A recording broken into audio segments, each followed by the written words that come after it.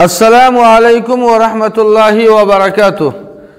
M S Qasmi official کے تمام ناظرین و سامعین آپ کا استقبال ہے۔ نئے ناظرین و سامعین سے اپیل اور گزارش ہے کہ اگر آپ نے ایم ایس قاسمی آفیشیل کو سبسکرائب نہیں کیا ہے تو سبسکرائب کر لیں۔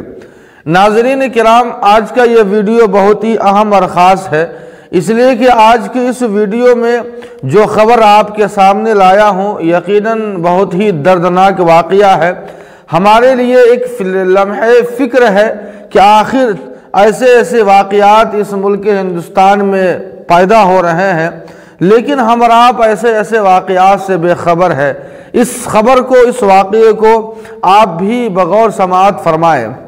2014 کے بعد مسلمانوں کے اندر ارتداد کی ایسی مسموم فضا قائم ہو گئی ہے کہ جس کے جھونکے کے شکار مسلمانوں کے سبھی طبقے ہو رہے ہیں۔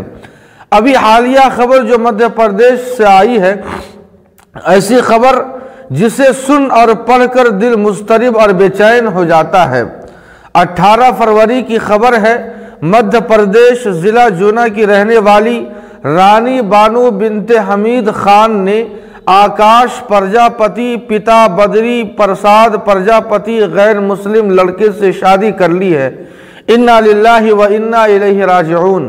ناظرین کرام، ہم مسلمان اتنے بے غیرت اور بے حس ہوتے جا رہے ہیں کہ پورے ملک میں آئے دن ارتداد کے واقعات پیش آتے رہتے ہیں، لیکن ہمیں کوئی فکر تک نہیں ہوتی۔ ایسا لگتا ہے جیسا کوئی امر واقعہ پیش آیا ہی نہیں ہے۔ یہ بڑے افسوس کی بات ہے۔ کیا ہمیں اس لیے فکر نہیں ہو رہی ہے کہ ارتداد کی چنگاری سے ابھی ہمارا گھر محفوظ ہے اور اس دن کے انتظار میں بیٹھے ہوئے ہیں جس دن ہمارے بچے بھی لقمہ ارتداد بن جائے؟ اللہ ہمارے بچوں کی حفاظت فرمائے۔ ناظرین، جس طرح ہماری اپنی ماں اور بہن کی عزت ہے اور اس کی حفاظت کی فکر ہم اور آپ کرتے ہیں، اسی طرح رانی بانو جیسے ہزاروں لڑکے اور لڑکیاں جو ارتداد کے شکار ہو رہے ہیں، آخر ان کی فکر کون کرے گا؟ بلکہ بعض بدبخت اور لبرل قسم کے نام نہاد مسلمان ایسے ارتداد کے واقعات پر خوش بھی ہوتے ہیں جو پوری قوم و ملت کے لیے خطرے کی بات اور گھنٹی ہے۔ اپنا مسلک بدل لینا یہ اتنا برا نہیں ہے جتنا برا اپنے مذہب اسلام سے پھر جانا ہے۔ مرتد ہو جانا اتنا بڑا گناہ ہے کہ مرتد شخص وارث بھی نہیں بن سکتا، وراثت کا حقدار بھی نہیں ہوتا، اور اگر اسلامی حکومت ہو تو وہ قتل کی سزا کا مستحق ہوتا ہے اور اس کا مال بھی معصوم نہیں ہوتا۔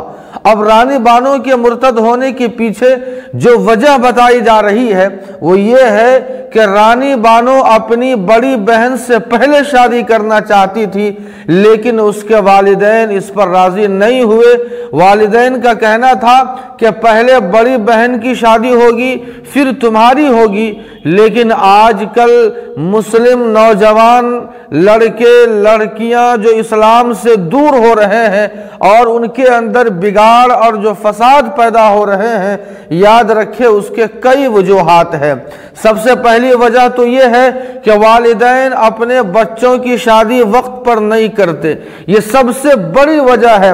شادی کی عمر کو پہنچنے کے بعد بھی وہ شادی اپنے بچوں کی نہیں کرتے ہیں اور بہانہ کرتے ہیں کہ ابھی بچے چھوٹے ہیں، ابھی بچے انجینئر کورس کر رہے ہیں۔ یاد رکھے یہ ہمارے لیے خطرے کی بات ہے۔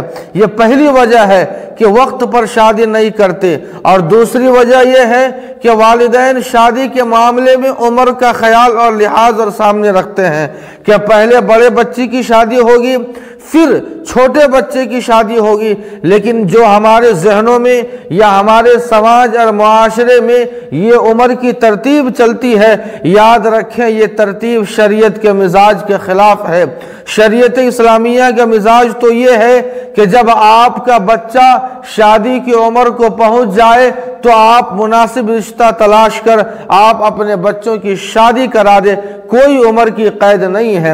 اور تیسری اور سب سے بڑی وجہ یہ ہے کہ آج ہمارے بچے عصری علوم کے حصول کے لیے اسکول، کالجوں اور یونیورسٹیوں کی کا رخ کرتے ہیں، اور جب وہاں پڑھنے جاتے ہیں اختلاط کا ماحول ہوتا ہے، لڑکا اور لڑکی ایک ساتھ میں پڑھائی کرتے ہیں، اور نتیجہ یہ ہوتا ہے کہ دونوں کے درمیان میں پردہ اٹھ جاتا ہے، شرم اٹھ جاتی ہے، اور وہ دھرم یا مذہب یا اس کے علاوہ جو حیا کی جو قید، جو پردہ تھا، وہ سارے پردے اٹھ جاتے ہیں اور ایک دوسرے سے لو اور پیار کر بیٹھتے ہیں۔ نتیجہ یہ ہوتا ہے کہ جب ایک دوسرے سے پیار کر بیٹھتے ہیں تو کوئی قید نہیں ہوتی، عشق نہ دیکھے ذات و پات کا معاملہ ہو جاتا ہے۔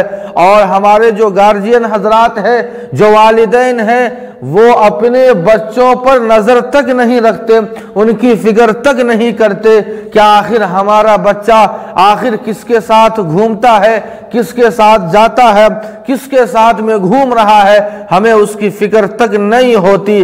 یاد رکھیں میرے بھائیوں، اگر ہم نے اپنے بچوں پر نظر نہیں رکھی، اگر نجی زندگی کا خیال نہیں کیا، اگر ہم ان سے بے خبر رہے، اگر ہم ان کی نجی زندگی سے بالکل بے خبر رہے، اور ہم اس دھوکے میں پڑے رہے کہ ہمارا بچہ اسکول یا کالج پڑھائی کرنے جا رہا ہے یا اور کوئی کام کرنے جا رہا ہے، اگر ہم نے اس کی فکر نہیں کی تو یاد رکھے ہمارے لیے بڑے خطرے کی بات ہے۔